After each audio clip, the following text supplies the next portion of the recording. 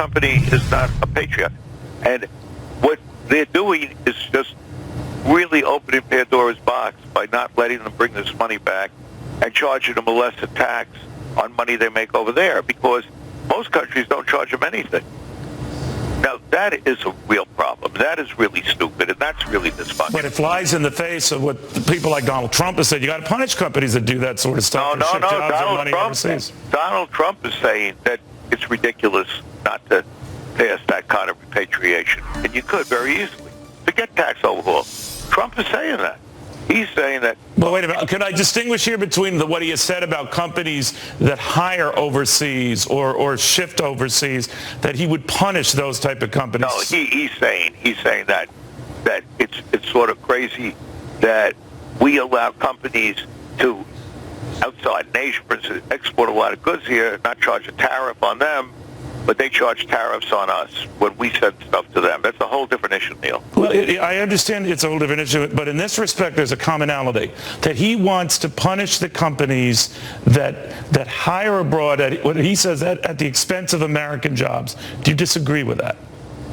I don't really think he's saying that, Neil, but I'd have to zero in on that and focus on it. All right, I don't want to belabor Trump, Carl, because you do mention other finer points here, and that is this idea that he thinks companies like Ford establishing plants outside the U.S. has gone after. There's stuff you're asking me. Look, I'm not a presumptuous guy. I'm really not. I look at things simplistically. That's how I made all the money. You know, I go in what I see as the no-brainer, and that's where I invest if I can. So bring this $2 trillion back home. That's your big goal. That's a no-brainer. Right. It's absurd. It's insane not to, okay? Because you're taking it, number one, get the money back, and number two, don't take the risk of losing all these companies. You want to have jobs here.